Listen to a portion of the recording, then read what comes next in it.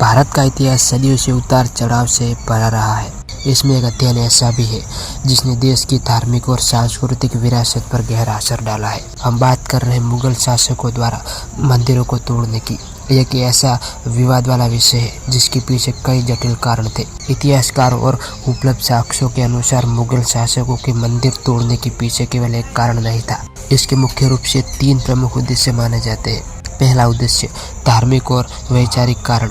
इस्लाम में मूर्ति पूजा को अपराध माना जाता है जो सख्ती से मना है। कुछ कट्टरपंथी मुगल शासक जैसे कि औरंगजेब ने इस वैचारिक आधार का इस्तेमाल भारत को इस्लाम का देश बनाने के प्रयास के रूप में किया था। उसका मानना था कि मूर्तियां और मंदिर इस्लाम के सिद्धांतों के विरुद्ध में है। नंबर 2, राजनीतिक शक्ति का प्रदर्शन। मंदिर केवल पूजा स्थल नहीं थे बल्कि वे स्थानिक राजाओं की शक्ति, प्रतिष्ठा और संप्रभुता का प्रतीक भी होते थे।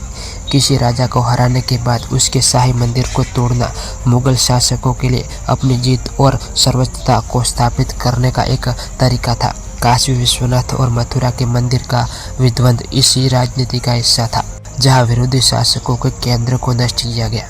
नंबर 3, आर्थिक लाभ और लूट। सदियों से मंदिरों में आम जनता, सामंतों और राजाओं द्वारा दिया गया अकुल धन, सोना और जवाहरात जमा होता था। कई बार इन धन संपदा को लूटने के उद्देश्य से भी मंदिर पर आक्रमण किए गए। विदेशी आक्रांताओं और कुछ मुगल शासकों के लिए मंदिर आर्थिक लाभ का एक बड़ा केंद्र था। ये सब जानने के बाद ये समझना आवश्यक है कि सभी मुगल शासकों की नीति एक जैसी नहीं थी। जहाँ कुछ ने विध्वंस की नीति अपनाई, वही अकबर जैसे शासकों ने धार्मिक सहिष्णुता भी अब दिखाई। लेकिन मंदिरों के टूटने की एक घटनाएं भारतीय इतिहास के पन्नों में एक कठोर सच्चाई के रूप में दर्ज है, जो उस दौर के धार्मिक, राजनीतिक और आर्थिक संघर्षों को दर्शाती है। इतिहास हमें सबक देता है ताकि हम अतीत की जटिलताओं को समझ सकें।